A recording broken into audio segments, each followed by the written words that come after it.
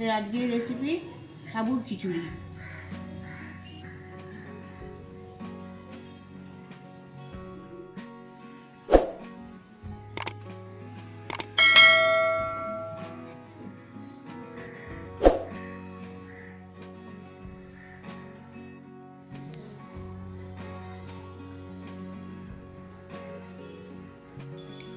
সাবুর খিচুড়ি করার জন্যে আমি 200 গ্রাম বড় দানার সাবু নিয়েছি।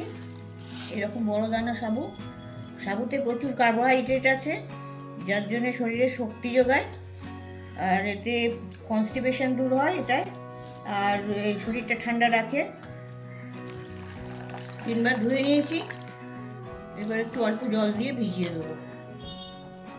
এটা 8 ঘন্টা ভিজানো থাকবে।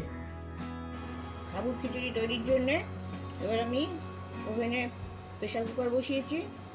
এতে 50 গ্রাম মতন তেল দিয়ে দিচ্ছি। তেলটা গরম হয়ে গেছে। ফোড়ন দিচ্ছি 3টে তেজপাতা, 2টো ছোটো এলাচ, 1 টুকরো ডালচিনি, আর 1/2 চা চামচ গোটা জিরে। হয়ে গেছে। এখানে আমি ফুলকপিগুলো ভেজে নিচ্ছি। ছোটো করে কাটা ফুলকপি,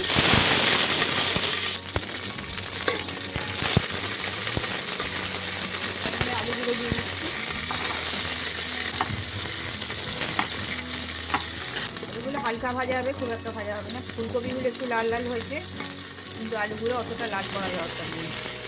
সয়াবিনের বড়ি ভিজিয়ে রেখেছিলাম জলে, সেগুলো দিয়ে দিচ্ছি।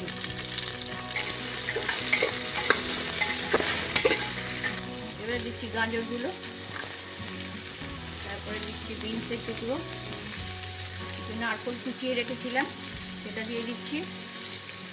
নারকেল দিতেও পারেন, নাও দিতে পারেন, কোনো অসুবিধা নেই। নারকেল ছাড়াও আপনারা চিনে বাদাম দিতে পারেন, ছোলা মটর ভিজিয়েও দিতে পারেন।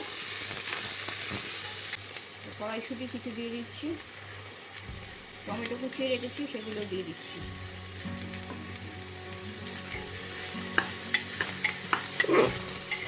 জল দিচ্ছি, 1200 ml মতন জল দিয়ে দিচ্ছি। ধুয়ে রাখা মুগের ডাল 200 গ্রাম দিয়ে দিচ্ছি। 1.5 চা চামচ আদা বাটা, 1 চা চামচ হলুদ, 2টো কাঁচা লঙ্কা ভেঙে দিচ্ছি, 3টে কাঁচা লঙ্কা গোটা দিয়ে দিচ্ছি। 50 গ্রাম মতন চিনি দিয়ে দিচ্ছি, স্বাদ মতন নুন দিচ্ছি। এবার আমি প্রেসার কুকারে ঢাকনাটা বন্ধ করছি। 3টে সিটি দেবো। ডালটা যতক্ষণে সেদ্ধ হচ্ছে ততক্ষণে আমি আলাদা একটা জায়গায় যে সাবুদানাগুলো ভিজিয়েছিলাম সেগুলো সেদ্ধ করতে বসিয়ে দিচ্ছি। এটা প্রেসার কুকারে দিলাম না, কারণ এটা প্রেসার কুকারে দিলে তলায় কামড়ে যেত। 1/2 চা চামচ নুন দিয়ে দিচ্ছি, 1 চা চামচ সাদা তেল দিয়ে দিচ্ছি। মিশিয়ে দিলাম নুন তেলটা। আর এটা সবসময় নাড়তে হতে হবে, কেননা তলাটা তাহলে কামড়ে যাবে, আটকে যেতে পারে। সেই জন্য এটা নাড়তে হবে অনবরত। এটা জলটা অনেক কমে গেছে, আরেকটু জল দিয়ে দিচ্ছি। এখনো সেদ্ধটা ঠিক মতন হয়নি, তাই জন্য আরেকটু জল দিচ্ছি। এবার সবগুলো গলে গেছে। এবার আমি নামিয়ে নেব। এটা 5 মিনিট সেদ্ধ করা হলো। ডালের প্রেশারটা নেমে গেছে। আমি ঢাকনাটা খুলছি। ডালটা সেদ্ধ হয়ে গেছে, সবজি গলে গেছে। এবার আমি যে সাবুটা সেদ্ধ করে রেখেছিলাম এটা এর সাথে মিশিয়ে দেবো। সাবুটা মিশিয়ে দিচ্ছি। 1 কাপ জল দিয়ে দিচ্ছি। এর সাথে একটু ফোটাতে হবে ডালের সঙ্গে। নেড়ে দিচ্ছি। এবার বারবার নাড়তে থাকতে হবে, তা না হলে তলায় আটকে যাবে সাবুটা। এটাকে ফুটিয়ে মিক্স করে নিতে হবে। নুনটা একটু দেখবো ঠিক আছে কিনা। নুন মিষ্টি ঠিকই আছে, খালি এটা ফুটিয়ে নিতে হবে। ওই সময় আমি 1 চামচ ভালো ঘি দিয়ে দিচ্ছি।